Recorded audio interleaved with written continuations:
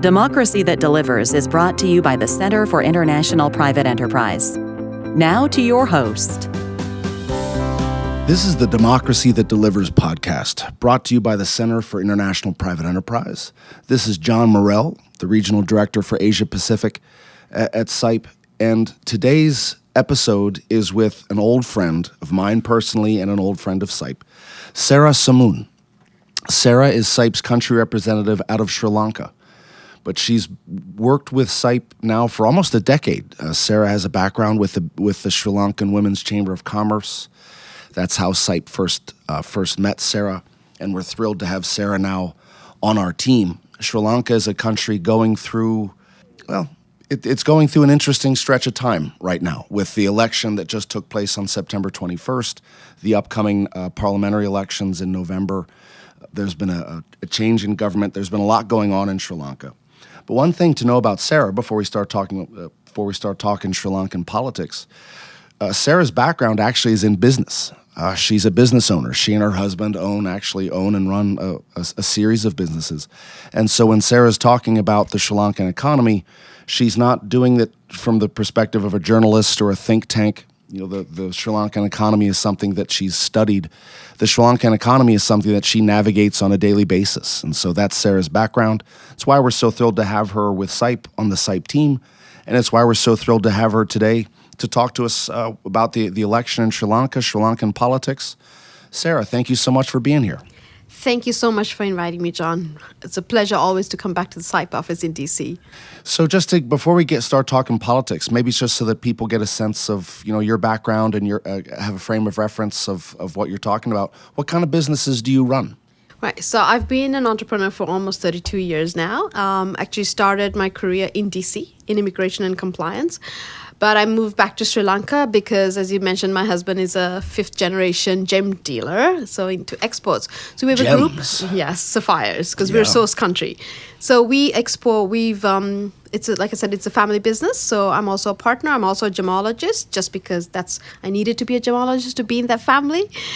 So we export gemstones. But other than that, my full time is with another company, which is in the same group, which we do global mobility and immigration and compliance for market entry. So I'm always navigating bureaucracy and making sure that multinationals coming in and going out of the country, creating markets overseas or coming into Sri Lanka are done in compliance with regulations. So that's most of my time. When I'm not doing that is when I'm working on democracy to make things easy for us business people. And we're thrilled to have you. So to dive right in, we have a run time of only about 30 minutes, and so let's dive right in. Sri Lanka was in the news quite a bit in the United States a few years ago when there was all of the social unrest, social upheaval. The executive mansion was raided by a mob or by protesters, and there was the Rajapaksa government fell. Since that time, the government, Sri Lanka, has elected the first ever, what you'd call a Marxist government. The Marxist, that's what they call themselves, the political party that won the election in September. Could you get us up to speed, kind of on your thoughts of the election and what people are saying now about President AKD? Yeah, Jean. So it's a very exciting time to be in Sri Lanka. The community, I'm based in the Western Province, so we do business around the country. But so in 2022, as the world saw what we said was pretty much a peaceful protest where President Gotabaya Rajapaksa basically had to resign, and the president at the time, then Ranil Wickremesinghe, who was a previous prime minister who had only one seat in parliament, was given the position because nobody else wanted to take the position. He came, and we had, if you remember, queues, people looking for gas, no electricity, and he, in the short term, solved that problem. We had food on the table again, we had our power back up, we could cook, we had our gas, the queues reduced. So it also felt like, he never really he's been in power it's traditional politics where all the Rajapaksas, the Mr. Wickremesinghe, they all come from political backgrounds, right? Families and generations in the business. However, even though we got our gas and we got our, there was, people expected change, because back in 2020, people expected good governance, which we did not get. Then came the protests, the 2019 Easter attacks. Then came the whole, the COVID, and then the protest. But nothing really changed in terms of good governance and anti-corruption. So even in our community, which was very much pro the other parties, are the two main parties, which was SLPP and SJG, which had not come into power, they really thought, okay, Ranil Wickremesinghe has a chance this time, though his party was kind of broken down, right?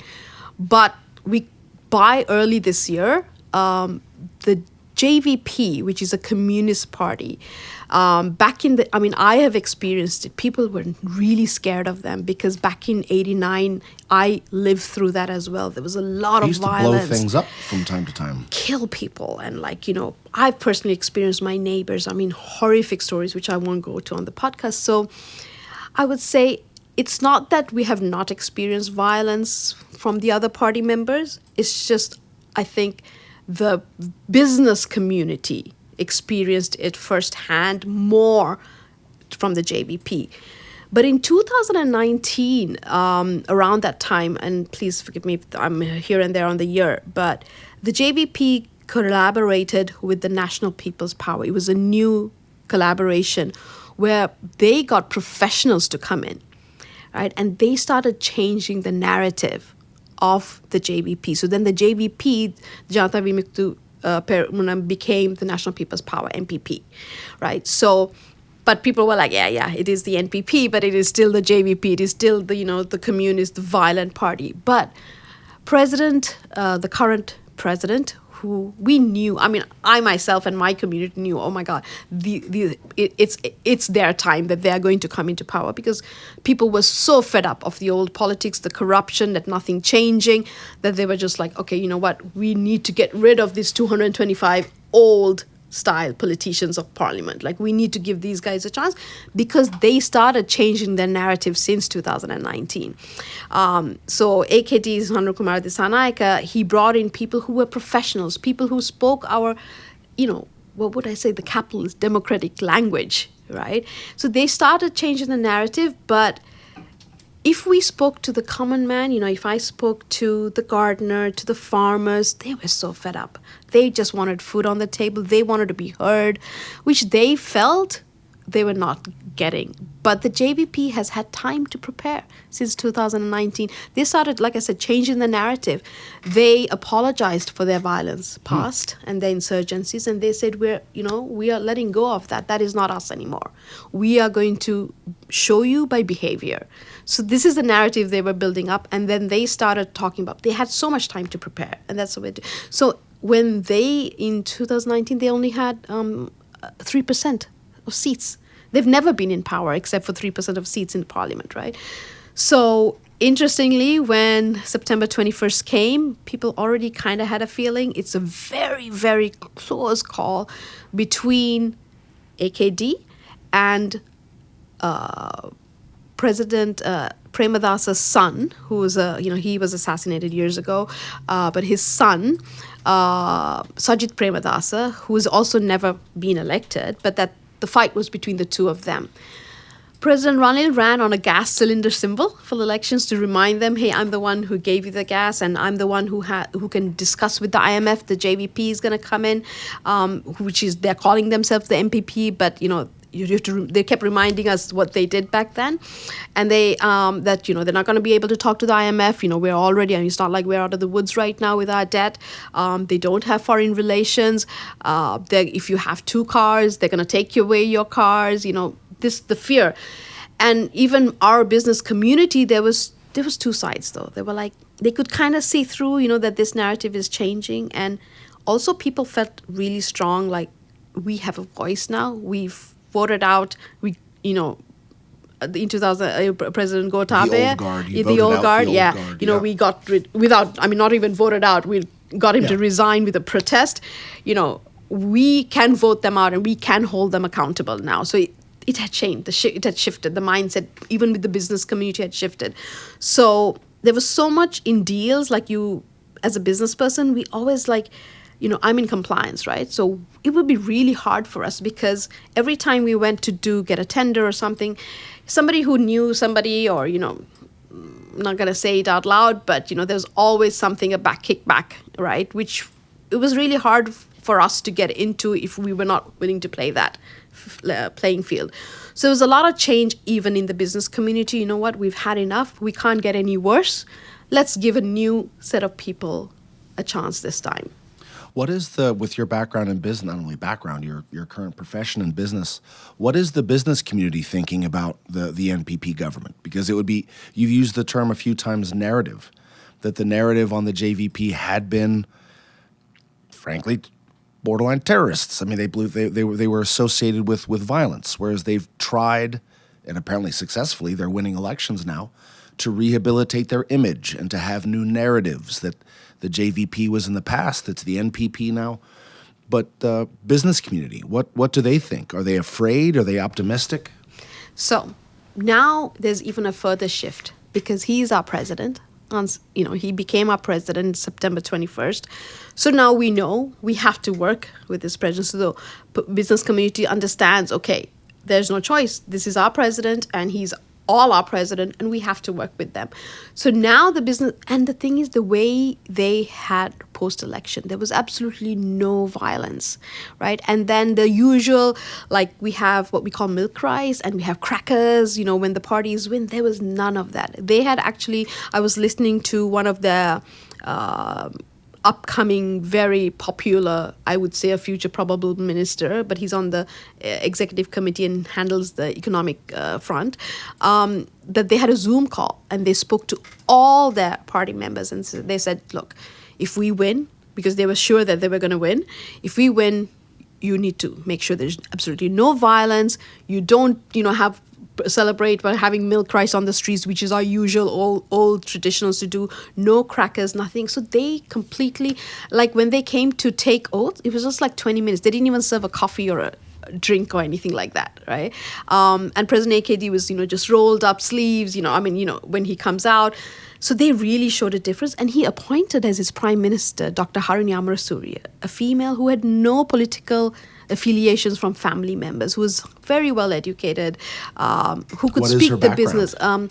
Forgive me, I don't know her background exactly, and I'll have to check that one up. But she was educated in the UK, if I'm not mistaken, and she's very well known and respected in the academic field. But everyone's like, wow, she's not going to be a yes person. A very credible prime and not minister. a yes person. Yeah. So this is somebody who will hold President AKD accountable. And that was what we knew of her, right? So we're like, oh, okay, that's who they appointed.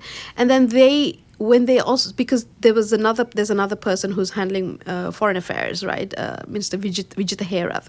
And so because they only had few members in parliament and they're running the country right now with those few members, who's much more senior in the party, but they started doing appointments of people who were credible, who had experience in the industry, and it had nothing to do with... completely, right? So we were like, okay, the business community is like, you know what? This seems like, because they have the general election coming, they're not asking for 2/3 of the majority, that they're asking for a clear number that will help them govern properly, that they can make decisions.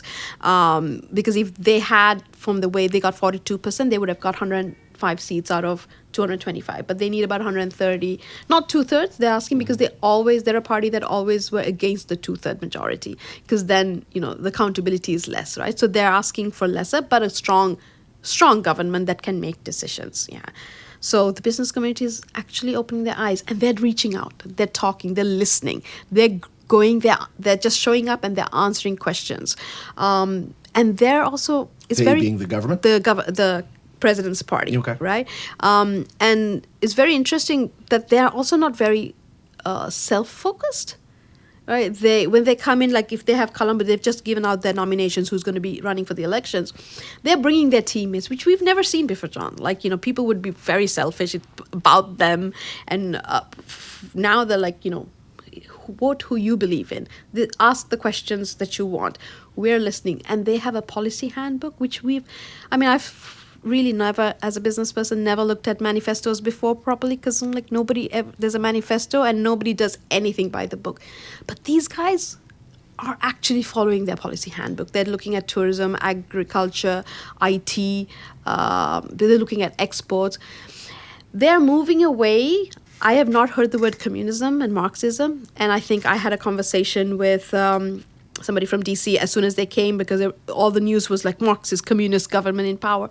So they're saying they've evolved. They're saying the JVP and NPP, they're openly saying they have the same goals now. They're not disregarding that they're no longer the JVP. They're like, we are still the JVP and the NPP together. Do their political opponents, though, use those terms They do. as insults? They're communists and Course. Marxists. And that it's still fear tactics a lot being used. But they're following this policy book, which they've put out there, and they're sticking to it. Interesting. You mentioned the IMF and the debt, that you said the country's still not out of the woods yet. What was one of the many interesting things behind the protests that brought down the Rajapaksa government was that, at least initially, a lot of the public frustration was with the government's finances, that the government had misused public finances and the government was in debt and didn't really even know how much they were in debt and couldn't service the debt.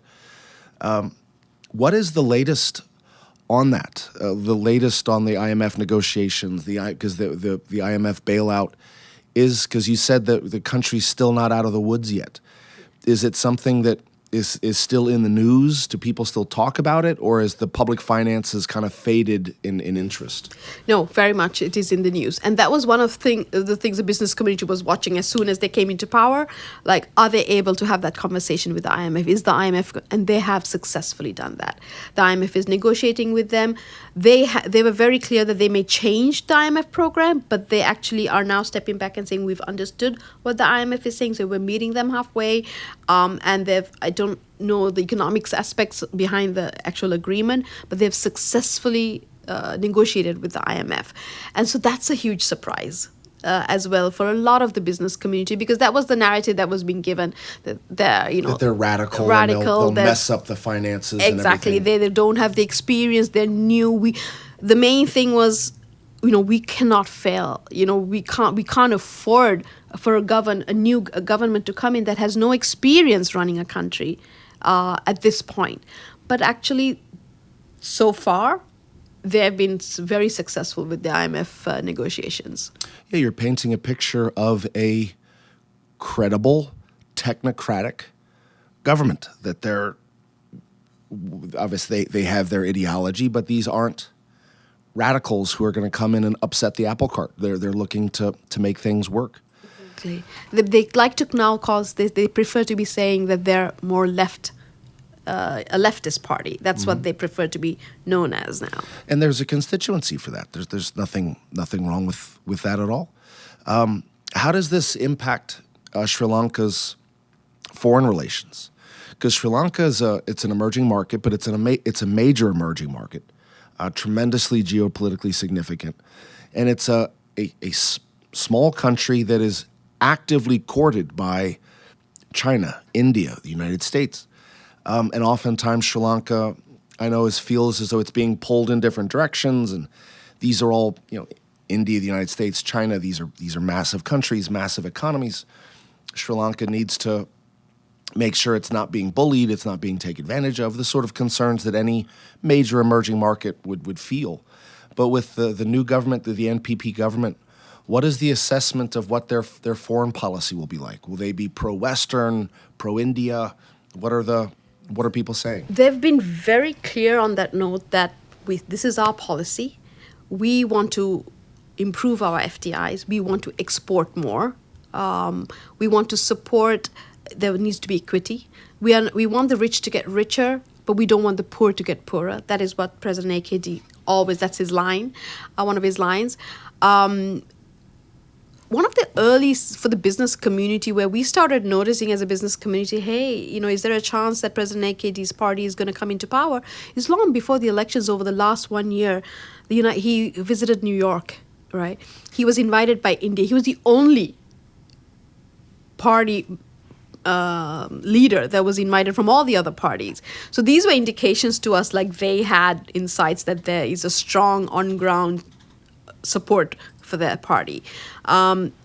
So they're very clear that this is our agenda. We are building our institutes. They're going on an completely anti-corruption policy.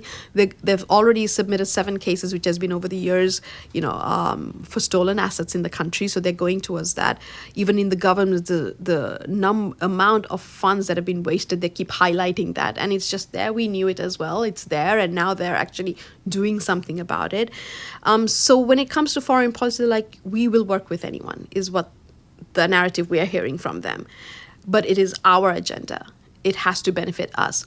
They really want to be like the next India, the next Vietnam, next South Korea, because they're like, if they can do it, why can't we do it, right? And that's what they're looking at.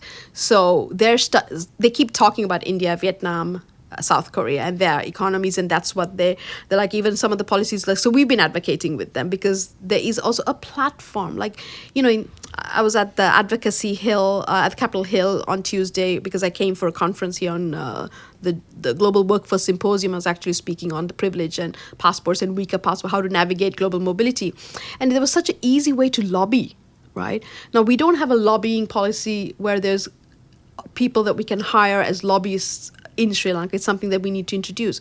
Now, even for me to share that would have been very difficult before, because I would have had to call somebody who I knew to get a meeting, then I'll send a letter.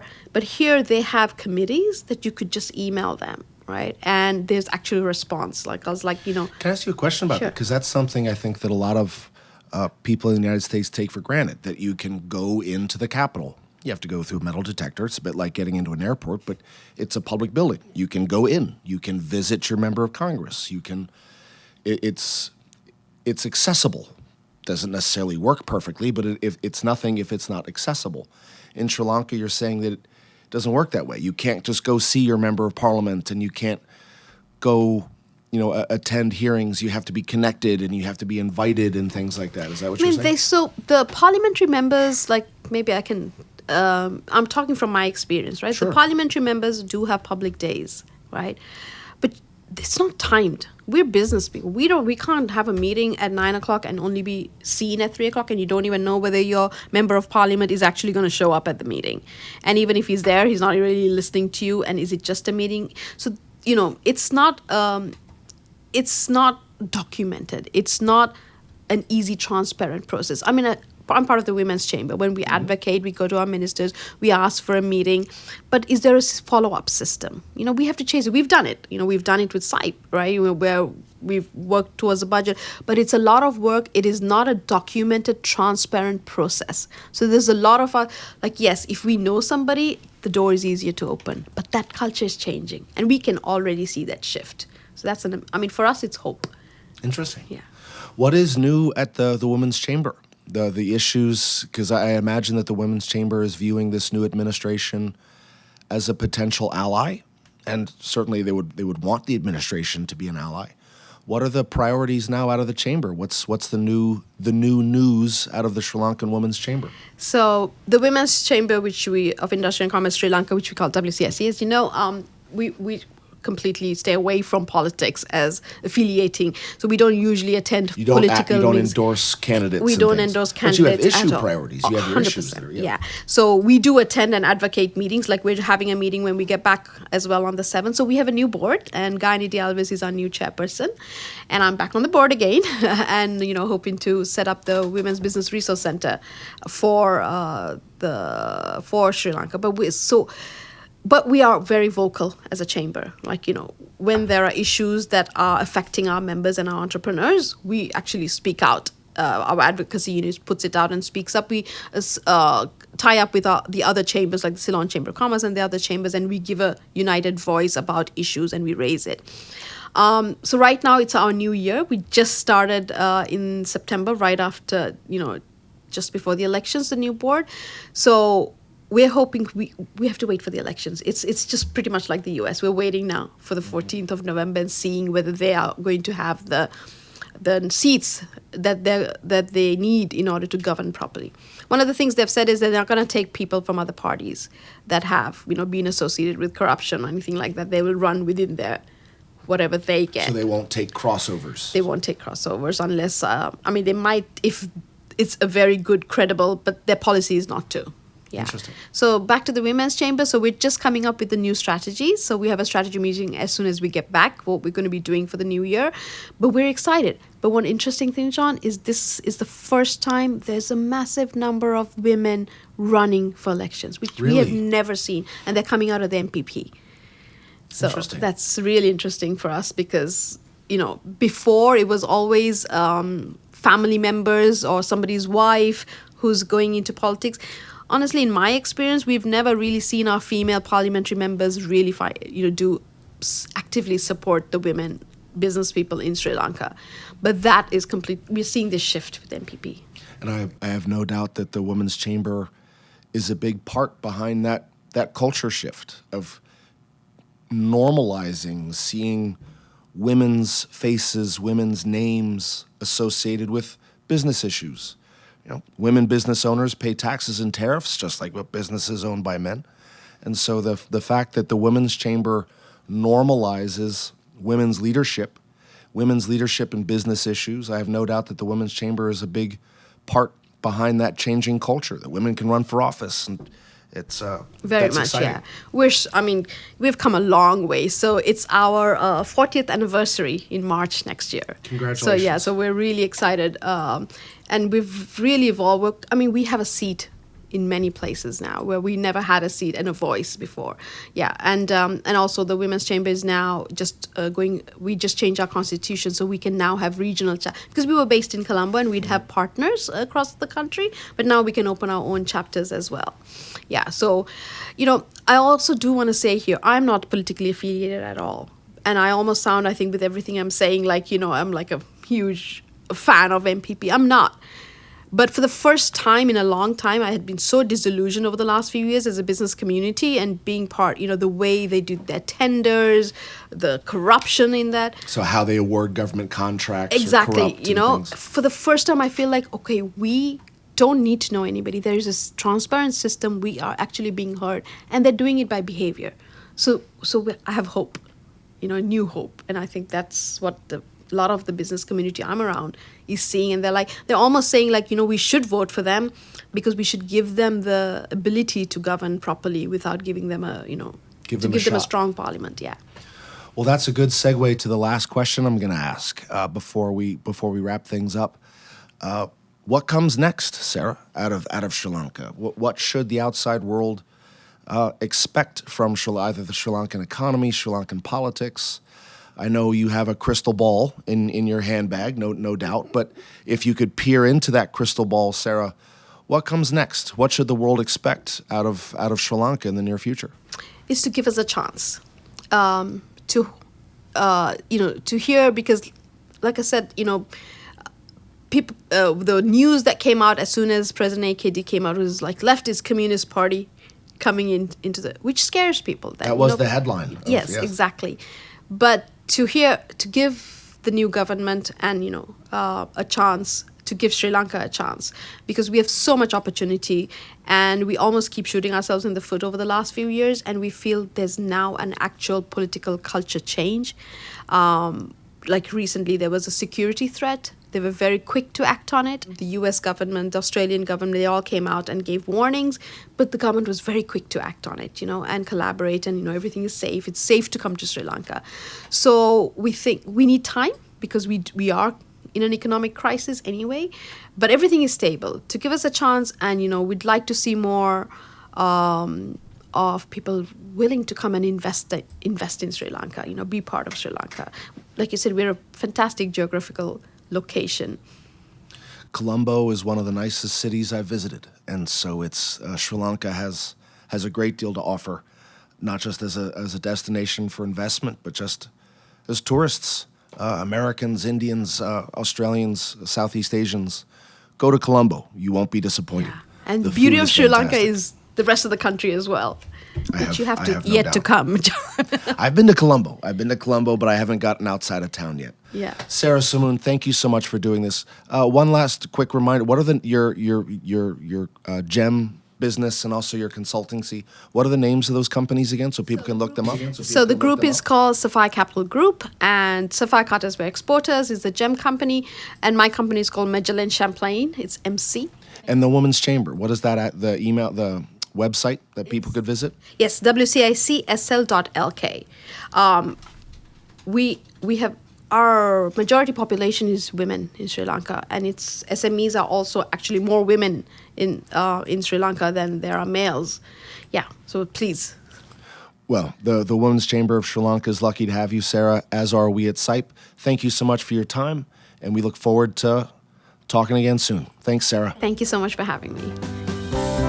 Listen and subscribe to CIPE's Democracy That Delivers wherever you get your podcasts.